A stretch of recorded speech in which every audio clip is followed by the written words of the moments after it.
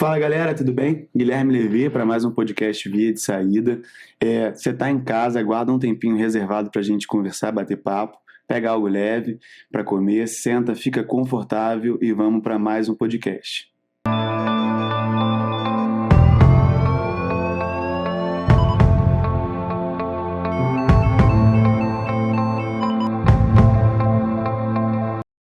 Para a Via de Saída de hoje, eu, Guilherme Levi, Hugão e Igor, para a gente falar de quê, Igão? Hoje a gente vai falar de fibrilação atrial e a gente vai focar na fibrilação atrial no consultório. FA na emergência é um tópico à parte, a gente pode falar em outro momento e a gente vai tentar fazer uma estratégia aqui para abordar a FA no consultório. Então, eu queria saber de vocês, primeiro, como que é o perfil de paciente que a gente vai pegar no consultório. Olha, o paciente que chega em consultório, eu acredito que vai ser um paciente mais um perfil mais idoso, acima de 60, 80 anos, insuficiência cardíaca, obeso, às vezes vai ter algum grau de apneia do sono, um cara inflamado. Geralmente a FA tem um pouco de doença sistêmica, né, envolvida nisso, né? E a gente sabe que muitas desses perfis, eles já são envolvidos, né, com um risco maior do paciente ter FA, né? Concordo. Acaba que quando a gente fala de obesidade, eu sempre lembro do jeitão do paciente com apneia obstrutiva do sono, então aquele homem obeso, com toda a cara que ronca à noite, né? Porque a gente fala SARS, a gente esquece que a apneia do sono a gente lembra de roncar à noite, e isso gera inúmeras coisas que a gente pode comentar aqui que facilitam a fibrilação atrial. E assim, lembrando também, né, que são fatores de risco mesmo que levam à fibrilação atrial. Pacientes, lembrando que cerca de 5% da população acima de 60 anos de idade tem fibrilação atrial, acima de 80 isso dobra, né, os octogenários são cerca de 10% deles têm fibrilação atrial. Se a gente for colocando outras comorbidades, a gente vai acabando aumentando esse risco, essa chance, principalmente a gente falando de obesidade, que aumenta em cerca de 50%, hipertensão 2 vezes mais.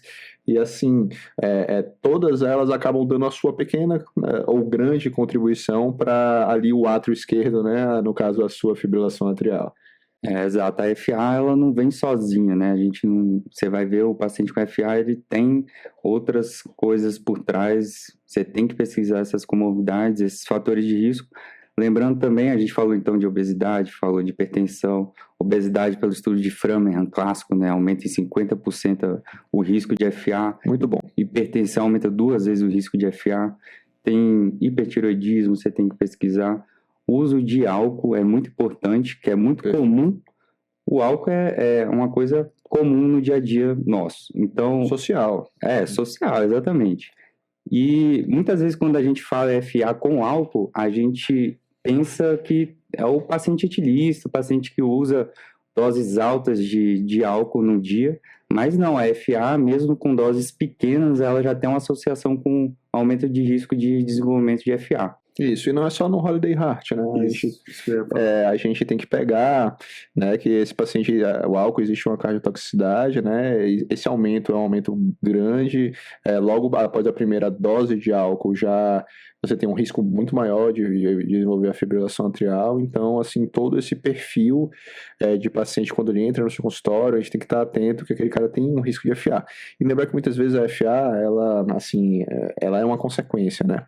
Ela é uma consequência de todos aqueles fatores, né, que realmente não estão bem no seu corpo, e às vezes ela é essa resposta que o átrio dá, que o átrio faz, né, a tudo aquilo que está bagunçado no corpo, vamos dizer assim. E isso gerando polêmica desde o início do podcast.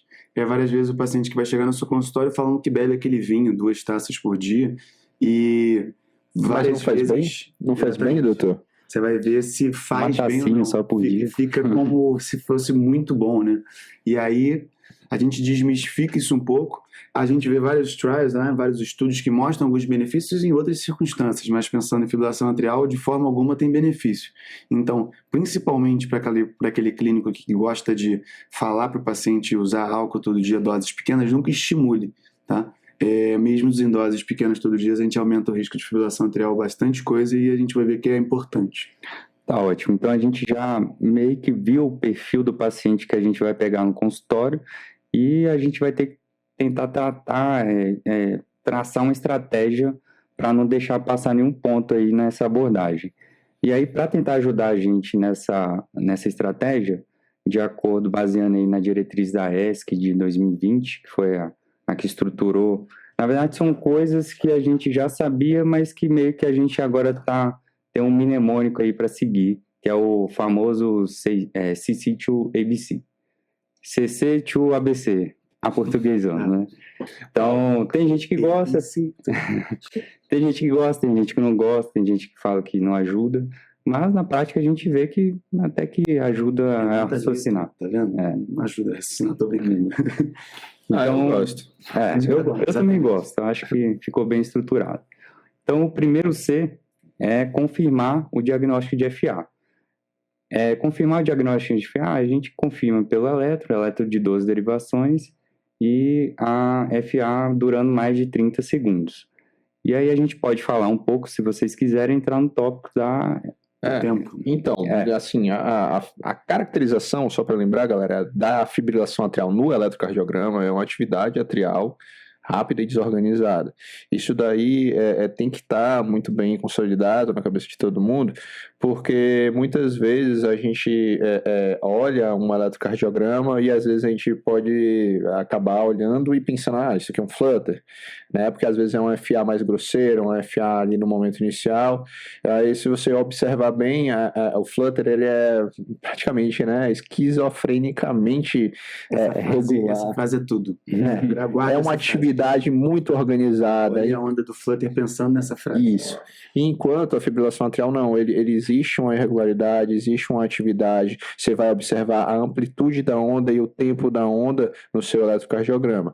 E complementando, né, essa parte daqui o Igor falou dos 30 segundos, os 30 segundos a gente está falando principalmente quando é um eletrocardiograma de fita, ou seja, tem uma derivação ou duas, três, não é um eletrocardiograma de 12, o eletrocardiograma de 12, se ele for de 12, ele já fecha já seu diagnóstico, mesmo não pegando 30 segundos às vezes. E aí, pegando exatamente o take do nosso Gão, pensando num paciente com aquilo tudo que a gente falou antes, um ritmo duvidoso, ritmo irregular, até que prove ao contrário, você tem que pensar em FA. Então não brigue com o eletro. Tem muita gente que briga, vai te mandar aquele flutter para perguntar se é BV variável. A chance de ser FA é muito maior. Né? Lembrando que FA no consultório do arritmologista e do cardiologista vai ser a arritmia sustentada mais comum da nossa prática.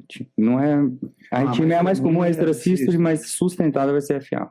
Perfeito. E aí também crescendo cada vez mais no nosso consultório hoje em dia, né?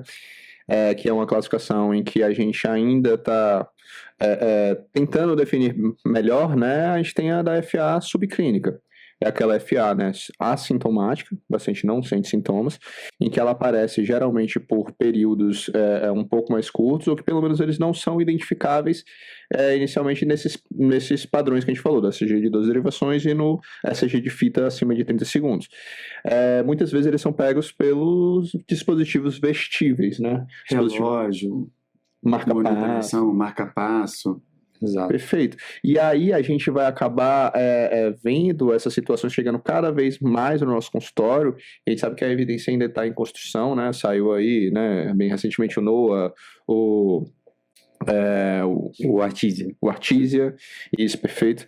E assim, mas ainda não vejo ainda mudança muito na conduta em relação à saída desses artigos, não houve um posicionamento ainda de diretrizes ainda, então a gente ainda está aprendendo, né? Tá devagarinho. O que a gente sabe é que abaixo de 6 minutos não existe maior risco de formação de trombo, né, nessa FA, e de 6 minutos a 5,5 horas, isso daí é bem duvidoso, geralmente a diretriz não recomenda a anticoagulação. Entre 5,5 horas e 24 horas, a diretriz pede para considerar de acordo com o risco, né, do seu paciente, e acima de 24 horas é encarado um risco igual a um risco de uma FA clínica. Uma FA clínica, exatamente. Igual o Gão falou, a última diretriz mais recente de FA que a gente tem é de 2023. Eles trazem esses pontos de corte de 6 minutos, 5,5 horas e 24 horas. Lembrando do Artesia foi entre 6 minutos e 24 horas, eles usaram a Pixabana versus AS, Foi um estudo que, teoricamente, mostrou algum benefício ali de redução de risco de AVC no grupo Apixa, mas tem várias ressalvas, né? Esse estudo, enfim, o NNT foi muito grande para você tentar prevenir um AVC, e tem o NOAA também, que foi o contrário. Foi com Edoxa, mas mostrou um risco de sangramento, um estudo foi até interrompido precocemente. Então, atualmente não tem uma indicação muito clara, em menos de 24 horas, e a gente vai ter que esperar novos estudos aí para ver. E como é que você faz, geralmente, no consultório, Gão, quando chega um paciente desse aí para acabar indicando uma anticoagulação? Então, da FA subclínica, você está falando? Na FA subclínica. Chegou um cara lá com, sei lá, 7 horas de fibrilação atrial. Ali no marca-passo dele, você vê que foi uma atividade desorganizada, um atrograma intracavitário ali que demonstrou e ficou sustentada 7 horas. Prova, hein? Ao vivo, hein? O cara me pegou. Aí a gente vai ter que aplicar o CCT-ABC, que é o que a gente vai falando aqui. E é importante que, por exemplo, fazendo a subanálise dos estudos que investigaram FA subclínica, fazendo a subanálise e investigando também o follow-up. De acordo com o Charles-Vasse, quanto maior, eles estão vendo mais benefício. Então, além de seguir na estratégia do CC2ABC, acho que a principal é caracterizar os fatores de risco do paciente. Perfeito. Então, na realidade, foi uma pergunta bem fácil, porque na realidade não tem uma resposta clara para isso. A gente sabe que você me botou na...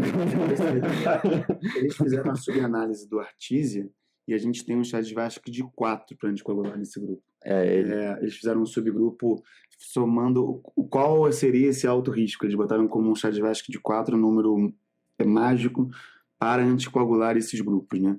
Mas é um paciente muito específico, um Charles-Vasse 4 com a FA non-device subclínica, né? É um paciente bem específico. E aí acaba que o grande segredo de uma FA subclínica é, se encontrou a FA subclínica, busque a FA clínica. Exatamente, que foi isso que o estudo também mostrou. O estudo, se eu não me engano, em 30% dos pacientes tiveram que sair do estudo porque desenvolveram FA clínica. E isso num período de 1 ano e meio, menos de 2 anos. Não, isso daí, bom demais, porque assim, sempre quando a gente vê ali no ambulatório do marca-passo, a gente tá tendo, hoje eu estava no ambulatório do marca-passo, a gente vê um paciente que ele tá com FA ali durante 1 horinha, 30 minutos, etc. A gente vai em busca daquela FA. A gente tenta... se a gente vê lá no consultório, não, aí Brasil, já foi, né? A gente vai fazer esse eletrocardiograma, já encontrou. Agora, eu tô ali e vi que houve registro, né? Eu vou atrás dela, com holters de 24 horas, holters às vezes um pouco mais sustentados, e vou acabando perguntando de sintomas ali para aquele paciente, né? Para ver se realmente é assintomática mesmo ou não. Mas assim, a FA subclínica, que nem a gente está falando da doença pixelada, mas ela é uma etiologia assim em construção. Exatamente. Então, e entra muito também, só para quem está ouvindo a gente, em relação aos dispositivos vestíveis, em relação ao relógio, Apple Watch e tudo mais, que acaba que é uma forma de você ver, rastreia e você vai em busca da FA clínica. Tá? Você não vai tomar uma conduta só pelo Apple Watch. Salve pacientes específicos, por exemplo, um paciente que já tem AVC, está procurando AVC, botou o Apple Watch e achou FA. Aí é um outro cenário. Um paciente comum que está no seu ambulatório, o Apple Watch, o relógio, ele vai somar para você buscar a FA clínica. Exato. E aí a gente confirmou, então, que o paciente tem FA, que é o primeiro C. A gente está no primeiro C ainda. A gente vai passar para o segundo C, que é caracterizar essa FA. Caracterizar essa FA, aí aqui a gente vai entrar nos detalhes de ver principalmente os sintomas do paciente, se é um paciente assintomático ou sintomático, e se ele for sintomático, como sintomático ele é. Essa diretriz até usa alguns questionários que na prática a gente não costuma utilizar tanto para fazer essa avaliação. É basicamente o NIRA da FA, que eles chamam de IRA. Todo mundo quer ter um nomezinho. Um questionáriozinho para fazer a avaliação de sintoma, né? É mais ou menos isso mesmo, de 1 a 4. Se você for resumir, a gente vai ter os sintomas exatamente da taquicardia. Você acaba variando naquilo. Então, assim, a parte clínica raramente foge do nosso habitual em relação à palpitação, em relação a um cansaço, a um esforço e por aí vai, né? Exato.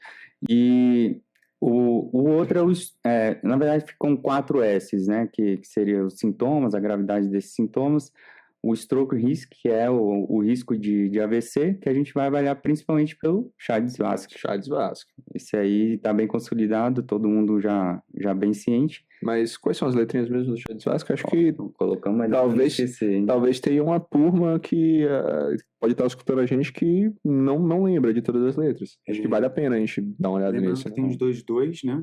Então, os 2-2 é importante lembrar que é o A, que é de ex-idade. Então, a gente tem 65 anos com 1 ponto, 75 com 2 pontos, e a gente tem os 2 pontos do S do stroke, que é o AVC. E aí a gente tem o D de diabetes, e assim eu vou fazendo exatamente porque se a gente for pela letra eu vou me perder. D de diabetes. O importante é... Lembrando que atualmente isso aí é facilmente encontrado em qualquer aplicativo, mas vamos tentar falar aqui porque acho que é importante. Diabetes, só diabetes? E a pré-diabetes? Não, a pré-diabetes é... O Hugo tá querendo dar uma... Pré-diabetes é porque eu na prática eu não boto pré-diabetes, aquela coisa do... O paciente ele tem diabetes, ele não tem diabetes. O paciente tem pré-diabetes, ele acha que não tem diabetes, ele não entende nada. Então aí é da outra briga. Não, muito bom. É diabetes. Porque pra mim é tudo diabetes. O cara já tá enquadrado em pré, eu já... Mas é isso é dúvida, é uma dúvida de prova, a galera pega muito e... Não, isso na prática também, né? Na prática. Pré-diabetes, entra, galera, Chades-Vasque, tá? É pontuação pro Chades-Vasque. Que é comum no consultório, né? Você pega um paciente pré-diabético e aí tem que saber se vai contar ou não. O H da hipertensão, que bate com o nosso raciocínio lá clínico enfim, do jeitão do paciente. Vai pensar em insuficiência cardíaca, que também soma um ponto. Que é o C, né? É o C. Faltou alguma coisa? Faltou. Tem as doenças... Doença vascular. Doença vascular e o sexo. E o sexo. Feminino que conta, né? Ponto também. Polêmico o sexo feminino, né? A gente sabe. Tanto que pra mulher, basicamente, a gente vai indicar... Você tá querendo ser polêmico hoje, hein? Eu já percebi. Porque pra mulher, a gente acaba indicando mais quando o Chades-Vasque dá acima de 3, e não 2, né? Quando a gente tá falando ali pro nosso paciente. Acima, eu digo igual ou acima. 2 você considera. Tá, então a gente falou tá na parte de caracterizar, falamos do primeiro S, que é dos sintomas, falamos do stroke risk, que é o Chades-Vasque. Lembrando também, é bom falar agora, que é todo paciente que a gente vai usar Chades-Vasque, tem algum paciente com FA que a gente já considera anticoagular direto. Opa, aí é uma parte importante do podcast. Quando a gente tem pacientes com outras comorbidades específicas, a gente pensa em anticoagular direto sem o Chades-Vasque. Doença valvar, estenose mitral grave, reumática principalmente. As doenças mitrais, né, que a gente lembra do átrio esquerdo, mas aí sim as doenças graves, também a estenose e insuficiência mitral, e a prótese mitral já corrigida, essa doença valvar. Além disso, miocardiopatias, a gente lembra das doenças de depósito, algumas delas a gente acaba pensando em favorecer. A gente lembra geralmente da sarcoidose, perfeito? Lembra mais alguma? Atualmente, cada vez mais miocardiopatias dilatadas como um todo estão ganhando mais força. Hipertrófica? Para entrar. Aí clássico, tem a hipertrófica, o não compactado geralmente também entra. Que às vezes já tem indicação própria. Não compactado entra junto, né? Tem a doença de Chagas, paciente com FA e Chagas já ganha de coagulação direta, não precisa de Chades.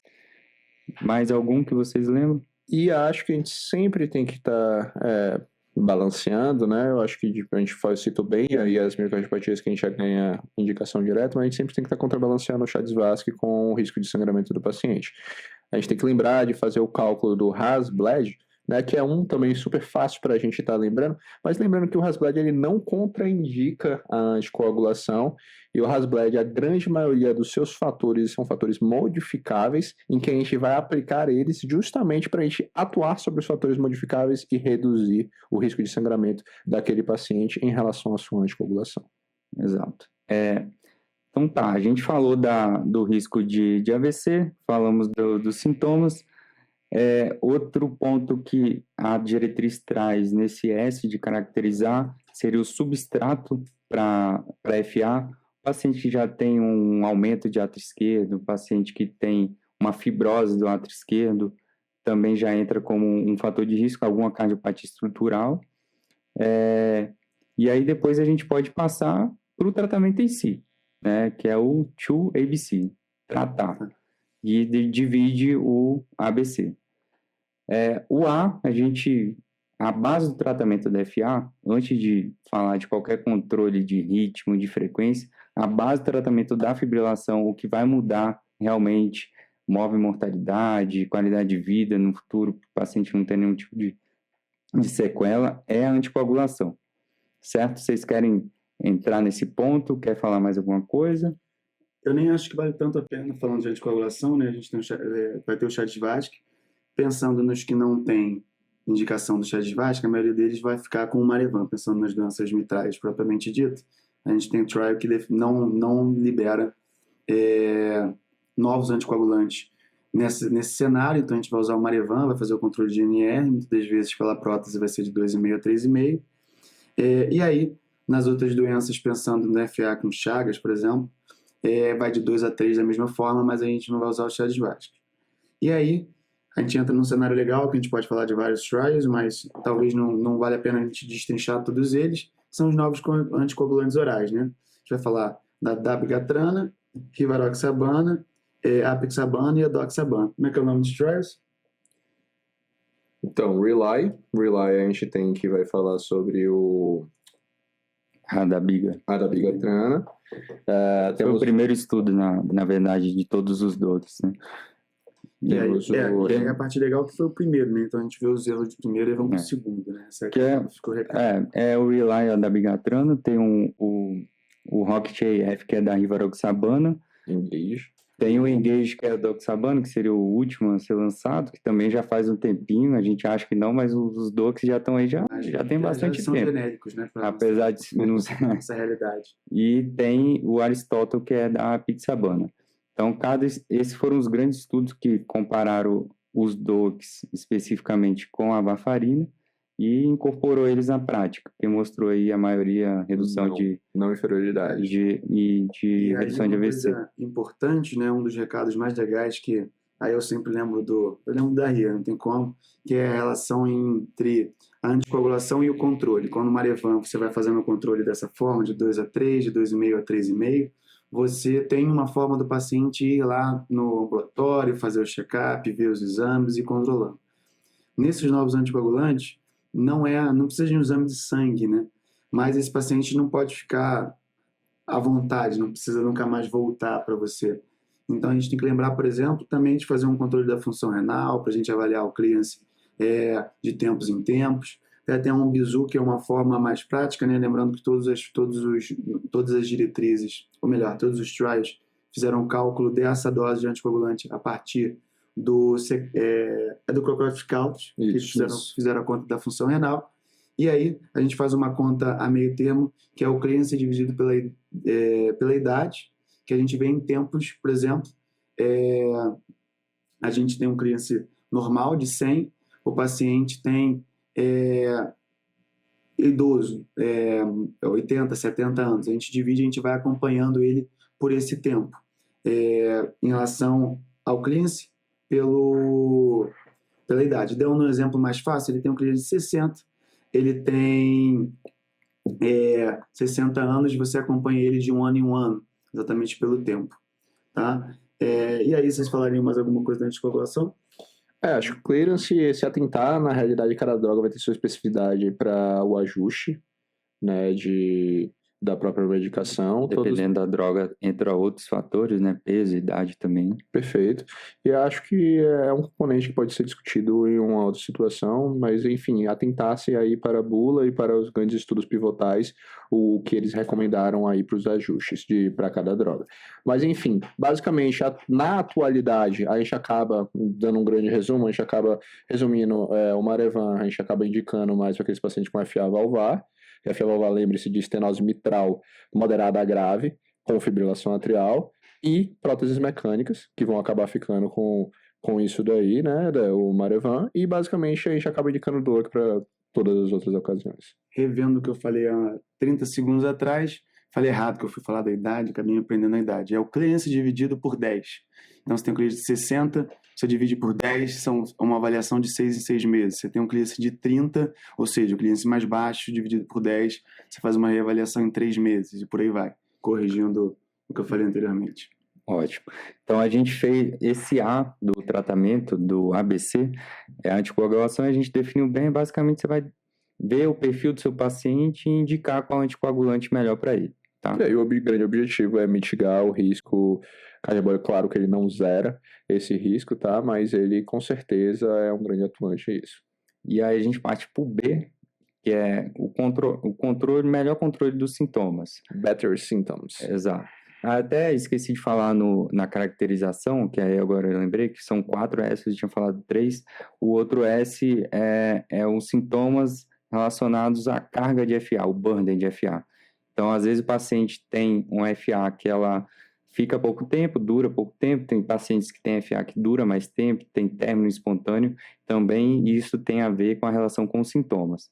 E aí, no controle dos sintomas, que a gente parte para a clássica pergunta, né? O que é melhor, controlar o ritmo, controlar a frequência cardíaca? Tem diferença atualmente nessa estratégia? Em qual estratégia você vai usar?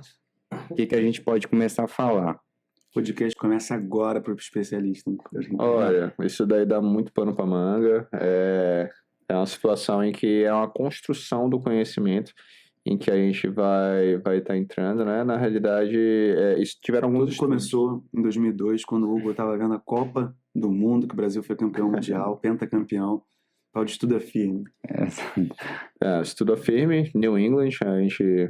Né? New England, 22 anos, em 2002. Uma das maiores referências que nós temos aí, né?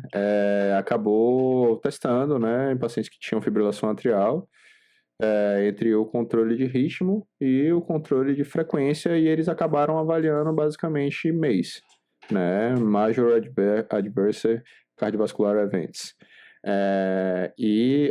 Através disso, eles esperavam que o controle de ritmo fosse melhor do que o controle de frequência, e eles acabaram observando que esse estudo ele acabou sendo negativo.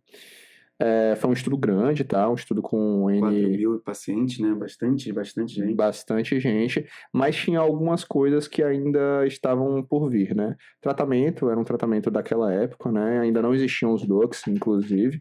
A gente tem uma questão também sobre a própria anticoagulação. A anticoagulação ela era eletiva nos pacientes que tinham controle de ritmo, que estavam no grupo do controle de ritmo e que possuíam esse controle do ritmo por 4 semanas ou mais. Então, o seu próprio tutor que estava lá, o médico, né, que estava lá tratando do paciente, acompanhando esse paciente, ele poderia simplesmente não anticoagular esse paciente do controle de ritmo. No final do estudo, o grupo do controle de ritmo, 70% ficou anticoagulado, então 30% dos pacientes não anticoagularam, e no grupo de controle de frequência, 85%, ou seja, 15% a mais do grupo ritmo foi anticoagulado. Então é importante falar, esse estudo afirme, se você ainda tem um pensamento de que controlar a frequência pode ser melhor do que controlar o ritmo, que foi o que ficou por anos aí, foi por causa desse estudo firme. Ele foi feito em 2002, com tecnologias totalmente diferentes. A gente pode falar aqui, por exemplo, da ablação. A ablação era experimental na época do AFIRME. De 4.000 pacientes, 14 fizeram ablação. Nossa, então, que é a parte mais interessante, principalmente no estudo.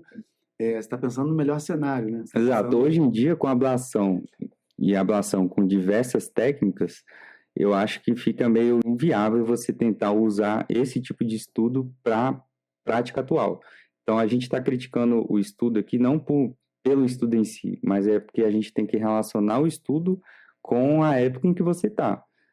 Por exemplo, pacientes com comorbidade de IC, hipertensão, em 2002, tem um tratamento totalmente diferente atualmente. O tratamento para IC hoje já desenvolveu bastante, muitas drogas, quarteto fantástico, aquelas coisas todas. A gente já falou aqui também que tratar comorbidade é um passo fundamental para controlar a FA. Então, tem vários aspectos no AFIRME que não dá para a gente trazer para os dias de hoje e falar que, como no estudo o controle de ritmo foi talvez pior, usar isso como justificativa para os dias atuais, né? Concordo plenamente. E isso acaba sendo uma forma da gente desmistificar muita coisa que a gente acaba vendo e, às vezes, ver uma pessoa fazendo errado, né? E por que foi mudando com esse tempo? Então, acho que os arritmologistas não ficaram satisfeitos com isso, né? O ritmo sinusal é o ritmo que a gente nasce com, então... Como diria nosso mestre Darrier. E aí a gente pensa, não, isso aqui não tá muito lógico, tem alguma coisa que tá me incomodando, vamos lá, vamos rodar mais estudo. E aí, em 2018, veio um novo grande estudo que acabou tentando pegar um paciente que talvez um perfil que tivesse um pouco mais de benefício em ritmo sinusal, né? Lembrando que o ritmo sinusal, né, a contração atrial é cerca de 30% ali da nossa diástole, e eles acabaram pegando os pacientes com insuficiência cardíaca com fração de ejeção reduzida, né, no CASTLE-AF, em que esse estudo daí eles avaliaram o paciente que eles tinham fração de ejeção reduzida inferior a 35%, na realidade igual ou inferior a 35%, e tentaram o controle de ritmo com drogas, certo? E o outro tentaram o controle de ritmo com drogas mais ablação. E aí, eles acabou sendo um estudo positivo nesse perfil de pacientes. Eles tiveram melhor controle de ritmo e tiveram uma redução dos seus eventos cardiovasculares.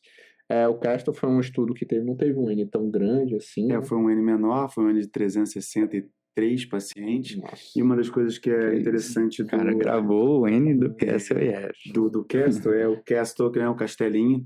Castelinho é uma coisa mais rica. Então, a gente tem um paciente com insuficiência cardíaca, de fração de ejeção reduzida, todos eles tinham CDI, ou seja, todos eles estavam com um dispositivo vestível, tanto como profilaxia primária de morte súbita, quanto para avaliar o ritmo. Então, eles conseguiam ter uma análise bem longitudinal do ritmo. Então, acaba que isso dá mais confiança pro estudo. E aí a gente vê Tô brincando. O CASTLE-AF foi publicado em 2018. Então, lógico que tiveram outros estudos menores antes dele para ver essa questão de controle de ritmo e de frequência, mas o gap de 2002 até 2018 é muito grande. Tem até alguns dados que falam que depois do AFIRME, a quantidade de prescrição de antiarrítmico e de cardioversão nos Estados Unidos despencou. O pessoal parou de fazer achando que controlar o ritmo realmente não valia a pena. Então ficou todos esses anos, até vir um grande estudo, que foi o CASTLE-AF, para falar que talvez não é bem assim. Perfeito, até porque também existe um novo player na jogada, que era a ablação. A ablação aqui sim tomou de FA, né? Se entenderam melhor os mecanismos da fibrilação atrial, tomou mais corpo e veio com força total. O pessoal se empolgou, né, bastante, né? Em 2019 já criaram um estudo e falaram assim, olha, ablação... Se empolgou demais, eu acho. Ablação é melhor que tudo aqui, vamos para o Cabana agora, né? Um estudo de 2019, um estudo que não foi na New England, né? Esse daí, no caso, foi na JAMA, e comparou a ablação, somente a ablação, para controle de ritmo versus droga. E eles acabaram sendo um estudo negativo nesse caso. Do CASTLE, que era ablação com antiarrítmico, né? E a gente viu a diferença. Isso mostra que o tratamento clínico faz muita diferença para a nossa abordagem, independente da situação que a gente esteja trabalhando, né? Mas mesmo assim foi um estudo muito grande, foi 2.200 pacientes, né? 1 para 1, um estudo que aí acaba, nem todos os pacientes têm insuficiência cardíaca, então tem pacientes com função preservada. É um cenário que muitas das vezes a gente acaba botando mais para a nossa prática, né? Às vezes eu, pensando no cardiologista clínico, vai ser muitas das vezes o paciente que vai chegar para vocês no ambulatório com fração de ejeção preservada, FA nova ou persistente, e você quer dar uma avaliada em relação a ele. Ele é negativo, mas a gente tem muita coisa boa que a gente pegou dele, certo? Com certeza. E até porque, né, assim, acho que se empolgou demais a questão da ablação, colocou a ablação acima do tratamento clínico para controle de ritmo convencional. A gente sabe que a maioria dos estudos eles vão adicionando essas terapias, né? como foi se comportando a insuficiência cardíaca, como foi se comportando as terapias para infarto e etc. Aqui não, aqui a gente viu que houve um rompimento e tentou colocar a ablação superior, né? A tentativa era essa, né? Superior à droga para esse controle de ritmo, para avaliar o desfecho de também MACE. E o estudo acabou não encontrando essa diferença estatística, né? Não houve essa superioridade, e foi um estudo do Cabana, foi negativo nesse caso. Muito bom. Então, depois desse gap, a gente teve em 2018 um grande estudo, em 2019 outro grande estudo, em 2020 veio mais um grande estudo e bom estudo para tentar trazer mais clareza aí nessa questão de controle de ritmo, que é o ISH-AF-NET4. Foi publicado em 2020 também no New England. O que o ISH propôs a fazer? Ele tentou ver se controlar o ritmo na FA de forma precoce, ou seja, eram pacientes que tinham diagnóstico de FA em menos de um ano, comparado o controle de ritmo versus cuidados habituais. Cuidados habituais, mais de 95% era só controle de frequência, tá? E tentou fazer, era mais ou menos quase 3.000 pacientes, distribuídos, randomizados 1 para 1. A média de idade foram pacientes de 70 anos, 70,3 anos, e ele viu que o desfecho era esse composto de MACE, que a gente já comentou aqui, e ele viu que teve redução de desfecho no grupo de tratamento precoce, tá? Então, um dado a mais que traz para a gente que era um tipo de estudo que ele não é diferente dos outros estudos, comparado, por exemplo, com o Cabana, com o Kesson, que eram casos de FA mais sustentada, aqui não era FA mais inicial, vamos dizer assim, e talvez nesse tipo de perfil de paciente seja melhor controlar o ritmo. No ISH-AF-NET4, entrava qualquer tipo de tratamento para fazer o controle de ritmo, droga, ablação, mas para a gente ter uma ideia, no primeiro ano, a ablação foi usada em 8% dos pacientes, no final do segundo ano, cerca de 20%. Então, apesar do número razoável de ablação, não é um estudo para a gente bater o martelo e falar que a ablação também é o que fez a diferença aqui. E o estudo não foi para isso. Do ritmo, no caso, né? Mas a gente vê que cada vez mais o detalhe está sendo na seleção do paciente, né?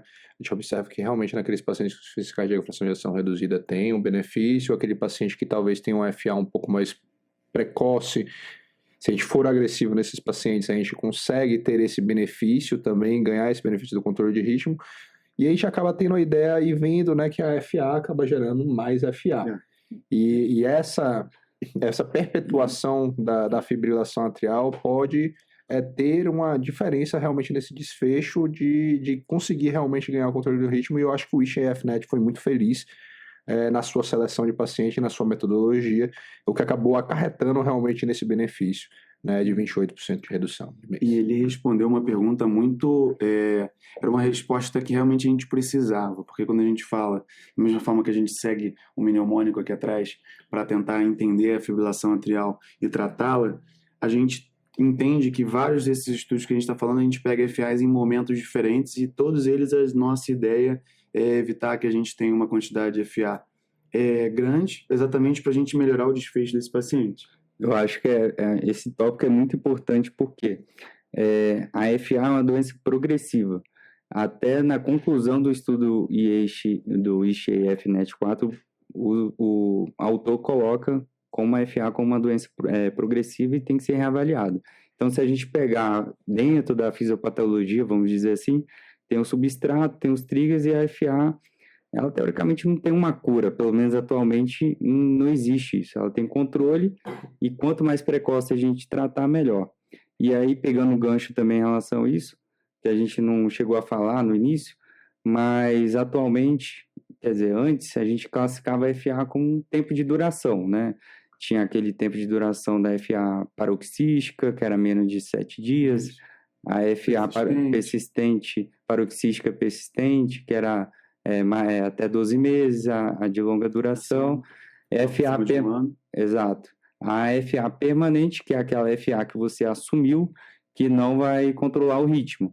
Existem pacientes que a gente assume realmente que controlar o ritmo não vai ser uma estratégia muito boa.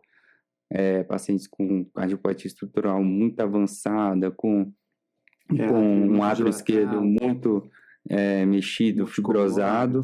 Exato. Frágil, exato. Tem um conjunto de fatores. Ponderar várias coisas. Guideline exatamente para isso. Mas atualmente, de acordo com essa diretriz da ARRA de 2023, eles trazem um ponto mais diferente em tentar não classificar a FA só com a sua duração, pensando principalmente nessa questão da FA ser uma doença progressiva. Eles trazem a FA como uma FA em estágios, aquela FA que tem os fatores de risco inicialmente, bota os fatores de riscos modificáveis, que são os que a gente já comentou: obesidade, hipertiroidismo, álcool, sedentarismo, entre outros que a gente comentou. Fatores de risco não modificáveis, que é entre o sexo feminino, que a gente comentou, a idade, e até um substrato genético. A FA, a pré-FA, que são os pacientes que têm os fatores de risco e têm já alguma anormalidade no átrio esquerdo, seja um aumento do átrio esquerdo, uma fibrose, alguma doença estrutural concomitante, que aumentaria o risco dele ter FA. E a FA, por si só, clínica, que a gente já comentou em relação às durações. Então, a gente parou no ISHA-FNET 4. Depois disso, como que está o andamento aí dos estudos? E aí a gente chega voltando para o Castle, para o nosso estudo rico, nosso castelo. Foi feito o Castle HTF, pensando no paciente, aí sim, ainda com insuficiência cardíaca, lembrando que o Castle anterior é também com insuficiência cardíaca, mas dessa vez é uma paciente com insuficiência cardíaca terminal. Então, diferente pensando dos outros estudos, ele estava querendo evitar a lista. São 3 desfechos: é o transplante, device e morte. Confere? Isso. Dispositivo de assistência ventricular, né, que seria o caso do device, e justamente o transplante e a morte. E ele foi também um estudo com um N pequeno, exatamente pela gravidade do paciente, o paciente ser muito específico, um N de 194 pacientes.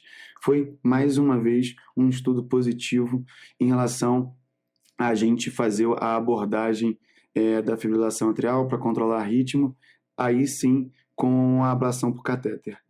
Mas tem umas coisas interessantes que a gente estava discutindo até em relação à seleção desses pacientes. A gente tem, por exemplo, o que foi interessante a gente ver, a gente tem uma exclusão de pacientes com átrio abaixo de 60 centímetros, ou 60 de diâmetro, ou seja, um átrio não tão grande. O que isso poderia interferir nesse nosso paciente? Exatamente porque a gente pensa na insuficiência cardíaca de fração de ejeção terminal, muitas das vezes vai ser um paciente pensando numa fibrilação atrial crônica e progressiva, como o Igão falou várias vezes aqui pra gente, a gente vai chegar com um paciente com um átrio muito maior de diâmetro que isso. Então, o questionamento se essa FA, às vezes, pode ter sido um subgrupo de pacientes com um tempo menor, exatamente como a fibrilação atrial com um tempo menor, ou seja, correspondendo melhor à terapia de controle de ritmo, mas sim, um estudo positivo mostrando mais uma vez um benefício,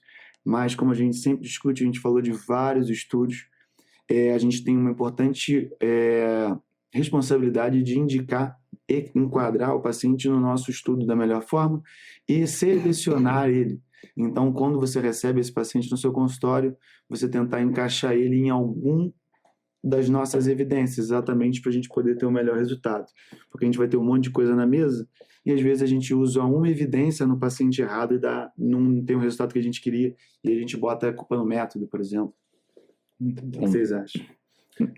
Eu acho que justamente, novamente, a seleção do paciente adequadamente, tá? Em que provavelmente essa FA ainda é relativamente recente e tem um perfil de insuficiência cardíaca avançada, que é dependente, né, de uma diástole. Então, assim, tá tudo caminhando para a gente saber qual é o paciente que a gente acaba controlando um ritmo melhor e, a princípio, o controle de ritmo sai na frente pra gente. E os pacientes que a gente vai acabar, a gente tem que lembrar dos pacientes que a gente vai acabar determinando e que a gente vai utilizar o controle de frequência, que acabam sendo aqueles pacientes que justamente que a gente definiu como uma FA permanente, né, que acaba sendo classe 3, o controle de ritmo, justamente porque a gente tem a ideia que vai causar mais malefício do que benefício no controle de ritmo, porque a gente já sabe que é um perfil de paciente que o retorno da fibrilação atrial, ou até mesmo a permanência, mesmo na tentativa de tirar ele da fibrilação atrial, não vai ser exitosa. Então, a gente está na reta final do podcast, fazer um bate-bola rápido aqui com vocês dois. Chegou um paciente pro Igão, paciente jovem, 45 anos, com um Apple Watch, com uma FA que ele não tem tempo determinado, paciente obeso, hipertenso, sem mudança de estilo de vida, ou seja, sem MEV, chegou pro Igão perguntando se ele tem que anticoagular. A princípio, você faz alguma coisa? Um paciente jovem, ele vai acabar não pontuando tanto no Chades-Vasco, esse paciente. Acho que o mais importante, pelo que a gente viu da abordagem estratégica aí, é controlar os fatores de risco desse paciente. Vou facilitar. Não é hipertenso. Me emocionei falando da hipertensão. Não, aí eu acho que é mais controlar as comorbidades. Acho que anticoagulação, para ele, acho que vai dar um Chades de 0. Ele não entra em nenhum daqueles tópicos que a gente falou que seria uma indicação clara de anticoagular sem usar o Chades. Então, a princípio, seria uma estratégia de tentar tratar as comorbidades, controlar a frequência e o ritmo também, a gente acaba entrando na mesma discussão, mas a princípio acho que não. Ele é um cara para fazer ablação? Então, esse que é o problema. Um paciente desse chega no seu consultório, você manda para ablação, o cara tá com o IMC elevado, o cara não tá saindo de casa, ficando o dia inteiro no sofá, a grande chance dele recorrer depois da ablação. Então, acho que ele vai recorrer. A gente vai colocar a culpa no método, né? Uma coisa que a gente sempre discute você vai ter uma primeira abordagem, vai falar com ele que é uma doença grave, que realmente você precisa de tratamento, e às vezes você pode pular uma etapa, mandar ele para a ablação, vai perder toda aquela mudança de estilo de vida, você faz uma ablação, às vezes, no momento errado, e ele recorre e acha que o método não funciona. Vai falar que o método não funciona e aí não adianta. E agora eu vou lá para o outro lado, para o Gão. A paciente foi lá no seu consultório, uma idosa de 80 anos, ígida, boa reserva, ativa, faz tudo, hipertensa, diabética. Ela começou a ter palpitações, chegou para você com eletro do PS com fibrilação atrial. Ela não tem disfunção, mas é hipertensa diabética, mulher. Você anticoagula ela de primeira? Escolhe qual anticoagulante? Então, perfeito. Eu acho que a nossa abordagem do CC-ABC é para justamente isso mesmo. Se a gente pontuar aí por baixo, né, sem perguntar muito, ela já pontua 5 pontos. É um risco elevado, é um risco que a gente gira em torno de 7 a 8% por ano de gerar um AVC ou por ano, né? Se for cumulativo, aí esse risco vai nas alturas. Os riscos de DAC são em 10 anos, tá? A gente está falando de risco ao ano. E aí, acaba realmente sendo um jogo bem mais fácil. Você me entregou aqui com uma bola com a cara pro gol e sim, anticoagulação para minha senhora. Show. Então aí, provavelmente, eu vou preferir um DOAC, vou conferir o clearance, vou conferir os fatores de ajuste do anticoagulante, vai com o anticoagulante e aí a gente vai acabar tentando controlar os fatores, né? Tentando controlar o ritmo dessa paciente e para diminuir principalmente esse burden de FA, que FA gera FA, estamos no nosso primo diagnóstico ainda. Perfeito.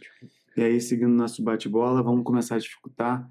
Paciente, 66 anos, mulher, doença valvar mitral reumática ou uma estenose mitral grave, com uma fibrilação atrial. Como que você faz lá no consultório? Então, só com esses dados, a gente vê que é uma paciente que pontuaria 2 pontos aí. Mas é o caso que a gente entrou e que não vai usar o Chades, que muitas vezes você vai pegar esse paciente e não tem muito que fosforilar, que estenose mitral moderada importante, prótese, você falou não? Não, estenose mitral grave, realmente. É só estenose.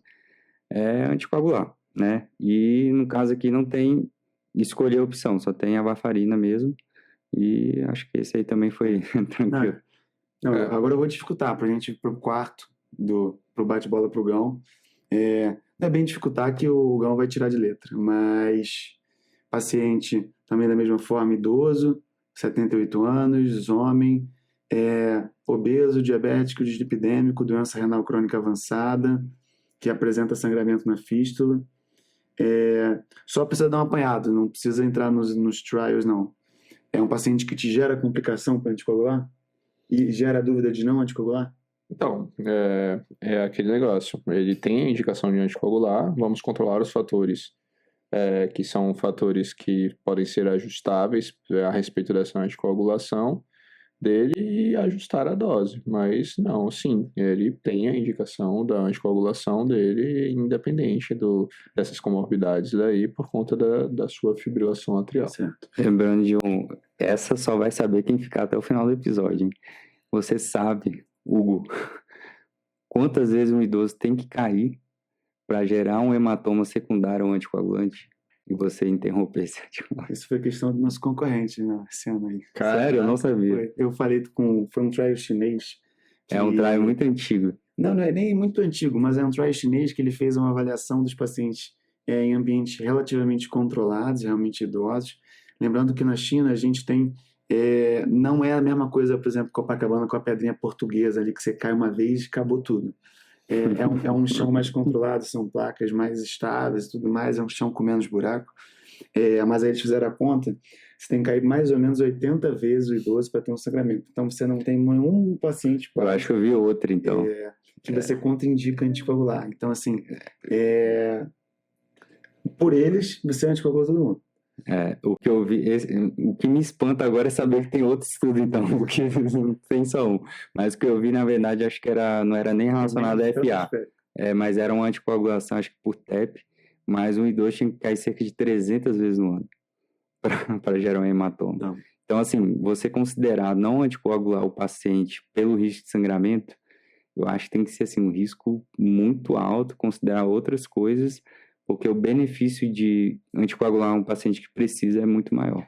Lembrando que o AVC, por causa cardioembólica, é um dos AVCs piores que tem em termos de sequela motora e trazer piora da qualidade de vida do paciente. E aí, a gente entra num tema importante, mas lembrar, ainda assim tem os pacientes que não vão poder anticoagular, tanto pelo risco de queda quanto fragilidade. Aí vamos... Não exatamente com isso, mas vamos à última polêmica do podcast. O estudo, eu chamo de fail. Vixe, Maria. Vocês acham que ele é válido? Qual é? Vou me abster, né? Prefiro não comentar. É uma avaliação, a grosso modo, que seria pensando na troca do anticoagulante oral do paciente idoso, do Marevan, para os novos anticoagulantes, pensando em aderência desse anticoagulante em relação ao Marevan. Então, por exemplo, o paciente está usando Marevan há 20 e poucos anos, o idoso tem lá seus 85 anos, está bem adaptado com a medicação, sempre na meta, e ele vai trocar o anticoagulante, ele não tem melhor controle, então nem sempre, de acordo com ele, vale a pena trocar. Mas ainda assim é um estudo cheio de falhas, certo? O FRAIL-AF foi, na verdade, é isso que o Gui falou, e foi feito com a Edoxa, comparado com a varfarina em pacientes mais idosos, e a conclusão do estudo foi que aumentou o risco de sangramento com a edoxacarbana. A troca por... É o que a gente comenta que você falou também, a gente comenta lá no ambulatório, o paciente está vindo ali todo dia não, né? Todo mês, colhendo TP na faixa, é o momento que o idoso ele tem de conversar com seus amigos, de fazer... Uma paciente uma vez falou isso para mim, que a gente queria dar alta para ela, seguindo o UBS, falou, doutor, eu vim aqui todo mês, eu converso com o pessoal, deixa eu ficar aqui. Social, né? E aí se você faz essa troca, o idoso pode ficar meio que perdido também. Para de usar o remédio, não entende que tem que tomar todo dia, às vezes acha que tem que fazer algum exame, por mais que você explique, pode acontecer. Esse pode ser uma das justificativas, mas como o Gui falou, é um estudo que ele também tem algumas limitações, mas é polêmico. Acho que a gente chegando ali na reta final, né? Por último, mas também não menos importante, que na realidade o que eu acho que é mais importante do CC2ABC, que é o controle das comorbidades. esse controle das comorbidades ele é essencial para a gente garantir um bom controle de ritmo. Na realidade, toda a ablação bem indicada vem de um excelente clínico, tá? Então, esse excelente clínico, ele tem que... é clínico, galera. Ele tem que controlar estes sintomas de maneira muito adequada, né? Controlar a obesidade, controlar a insuficiência cardíaca, hipertensão, diabetes, a apneia do sono. Então, todas essas coisas elas precisam estar muito bem controladas e amarradas para a gente não ter a recorrência dessa fibrilação atrial. E aí, a gente termina de finalizar, de matar essa fibrilação atrial, mandando ela para ablação, esse paciente para ablação, finalizando, né, muitas vezes os triggers dessa fibrilação atrial que se encontram, né, agora a gente já tem um maior conhecimento disso, que se encontram ali nas veias pulmonares, tá? E muitas vezes a gente vai fazendo esse mapeamento eletroanatômico, a gente consegue observar se além das veias pulmonares existem outros triggers, existem algum tipo de atriopatia ali naquela localização em que a gente pode estar modificando esses substratos perpetuadores dessa arritmia da fibrilação atrial através da ablação. Então, antes da ablação, tem que preparar a pista de pouso, tem que deixar ela lisa, sinalizada, porque senão o avião ele vai pousar, mas ele vai pousar e ele vai ficar todo quebrado, né? Derrapar. Então, o Gão deu o último recado, parte muito importante, então sempre selecione bem seu paciente, tá? Hoje a gente falou só sobre fibrilação atrial no consultório, falamos muito, mas ainda certamente tem alguma coisa que você possa ter dúvida, então manda pra gente aqui nos comentários. Siga a gente no Spotify, no YouTube, no Instagram. Fique à vontade para tirar suas dúvidas. Hoje finalizamos mais um podcast. Obrigado, Gão. Achamos a via de saída. Achamos nossa via de saída. Espero que você ache por aí e mande sua dúvida. Aquele abraço.